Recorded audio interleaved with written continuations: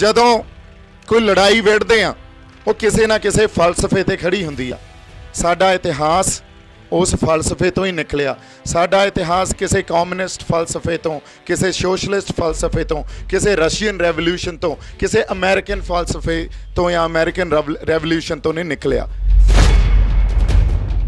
ਉਦੋਂ ਪਹਿਲੀ ਗੱਲ, ਲੜਾਈ ਲੜ ਕੇ ਇਸ ਦੇ ਖਿਲਾਫ ਰਹੇ ਆ, ਉਸ ਧਿਰ ਦੇ ਖਿਲਾਫ ਰਹੇ ਆ ਜਿਨ੍ਹਾਂ ਨੇ ਅੱਜ ਸਪਸ਼ਟ रूप च प्रत्यक्ष रूप च ਇਹ ਗੱਲ ਐਲਾਨਤੀ ਵੀ ਅਸੀਂ ਇੱਕ ਹਿੰਦੂ ਰਾਸ਼ਟਰ ਬਣਾ ਰਹੇ ਹਾਂ।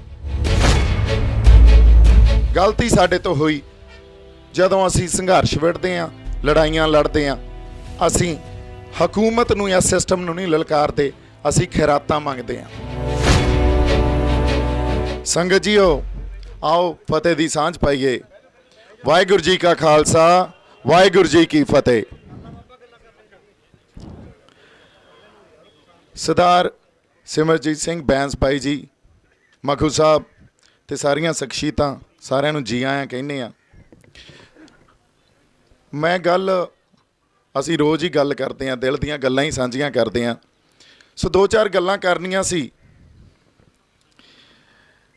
असी आपदे इतिहास की गल करते हैं, इस खित्ते के इतिहास की, पंजाब के इतिहास की, साडे देश के इतिहास की, साडे सिद्धांत की, साडे फलसफे की गल करते हैं।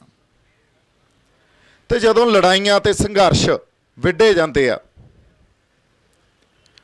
असी जज्बा लैके अगे आने आ, पर वो किसी सिद्धांत तो पैदा होया हुंदा, किसी फलसफे तो पैदा होया हुंदा। सो साडा सिद्धांत ते साडा फलसफा की आ? साडा फलसफा 900 साल की गुलामी नूं जिन्हें चैलेंज किया सी, गुरु नानक साहब का फलसफा जिन्हां ने 900 साल की गुलामी नूं चैलेंज करके यह संदेश दिता सी भी साडे फैसले असी खुद करांगे, साडे फैसले ईरानी दुरानी या कोई अफगानिस्तानी नहीं करनगे, असी आप करांगे, इस खित्ते दे लोग करनगे। असी धार्मिक तौर पर, सभ्याचारक तौर पर, समाजिक तौर पर जिहड़े फैसले करांगे वो असी आप करांगे। हुण जे असी उस सिद्धांत नूं भुल जाइए जिस सिद्धांत ते फिर गुरु अर्जन देव पातशाह ने पहरा दिता ते शहीदी दिती इस देश के लोगों लई, श्री गुरु हरगोबिंद साहब ने पहरा दिता ते अकाल श्री अकाल तख्त साहब साडी आज़ादी का प्रतीक साडे सामने खड़ा। मैं कल्ली पंजाब की गल नहीं करता, मैं यूनीयन ऑफ इंडिया की इस खित्ते की, इस जिन्हों अज हिंदुस्तान कह रहे हैं, उस हिंदुस्तान की गल कर रहे हैं।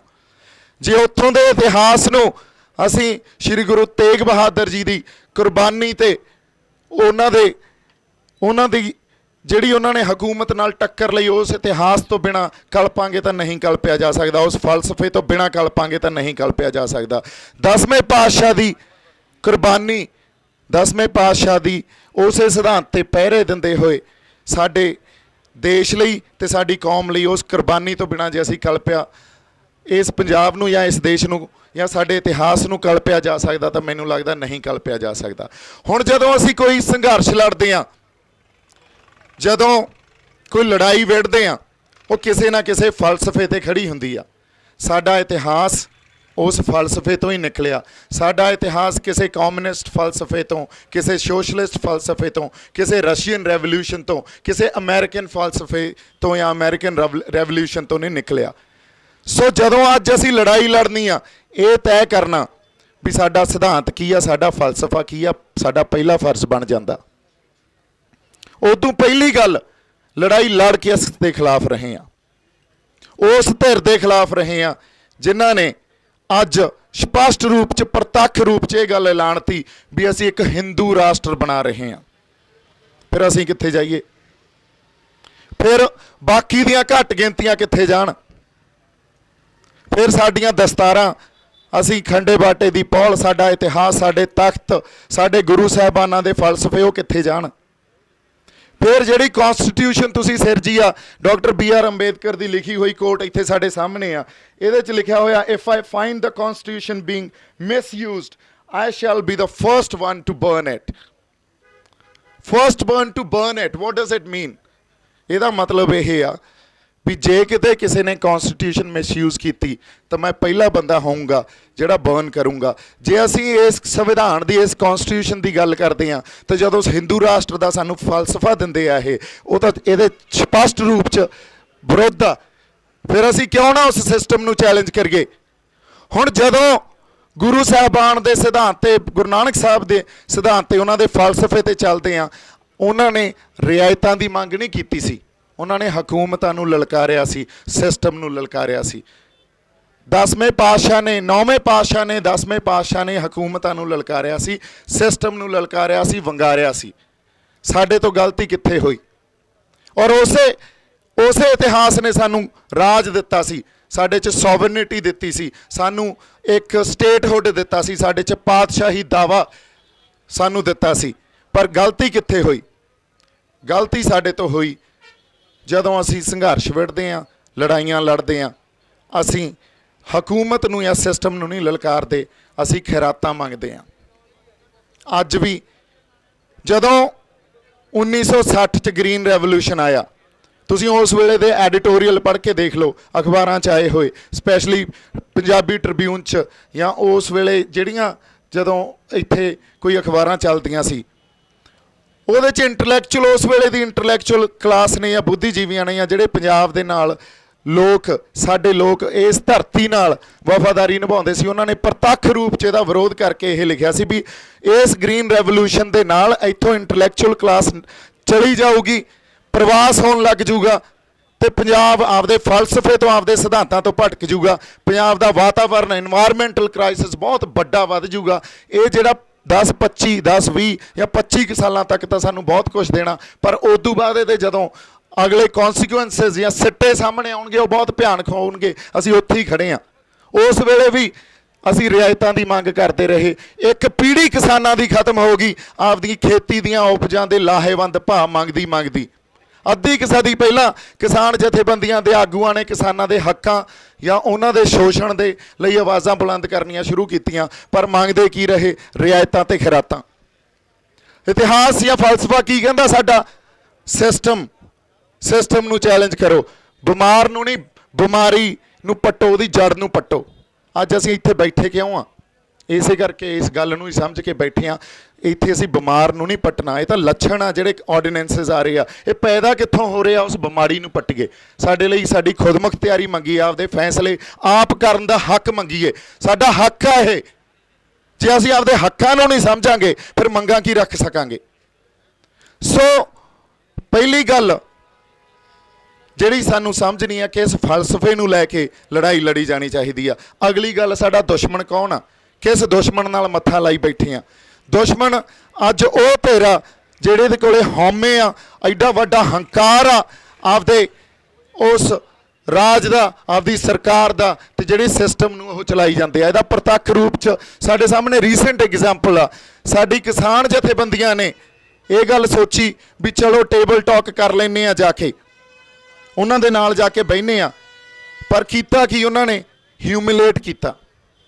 ਸਾਨੂੰ ਭਰਮ ਪੈਦਾ ਹੋ ਗਿਆ ਸੀ ਵੀ ਅਸੀਂ ਬਹੁਤ ਵੱਡਾ ਦਬਾਅ ਬਣਾ ਬੈਠੇ ਆ ਉਹਨਾਂ ਤੇ ਕਿਤੇ, ਪਰ ਉਹ ਭਰਮ ਟੁੱਟਿਆ। ਜਦੋਂ ਜਾ ਕੇ ਟੇਬਲ ਤੇ ਬੈਠੇ ਉਹ ਭਰਮ ਟੁੱਟਿਆ ਤੇ ਸਾਡੇ ਜਥੇਬੰਦੀਆਂ ਦੇ ਆਗੂ ਹਰਟ ਹੋਏ ਤੇ ਉੱਥੇ ਜਾ ਕੇ ਨਾਅਰੇ ਵੀ ਲਾਉਣ ਲੱਗ ਗਏ ਤੇ ਬਿੱਲ ਵੀ ਫਾੜਨ ਲੱਗ ਗਏ। ਇਹਦਾ ਮਤਲਬ ਸਾਨੂੰ ਸਾਡੇ ਦੁਸ਼ਮਣ ਦੀ ਸਮਝ ਹੀ ਨਹੀਂ, ਉਹਦਾ ਹਿਊਮਿਲੇਟ ਕਰਦਾ, ਹੰਕਾਰੀ ਆ। ਉਹਨਾਂ ਨਾਲ ਲੜਾਈ ਕਿਵੇਂ ਲੜਨੀ ਆ ਸਾਨੂੰ ਪਹਿਲਾਂ ਤੈਅ ਕਰਨਾ ਪਊਗਾ। ਲੜਾਈ ਪਹਿਲਾਂ ਤੈਅ ਕਰਕੇ ਜਿੱਤੀ ਜਾਂਦੀ ਆ, ਫੇਰ ਲੜੀ ਜਾਂਦੀ ਆ। ਜੇ ਅਸੀਂ ਸਿੱਧਾ ਜਾ ਕੇ ਲੜਨ ਲੱਗ ਜਾਈਏ ਤੇ ਜਿੱਤਣ ਦੀ ਆਸ ਕਰੀਏ, ਫੇਰ ਤਾਂ ਨਹੀਂ ਜਿੱਤ ਸਕਦੇ। ਸੋ ਦੂਜੀ ਗੱਲ, ਅਸੀਂ ਕਹਿੰਦੇ ਆ ਹਮੇਸ਼ਾ ਹੀ, ਆਪਾਂ ਇਹ ਕਹਿੰਦੇ ਆ ਇਕੱਠੇ ਹੋਈਏ।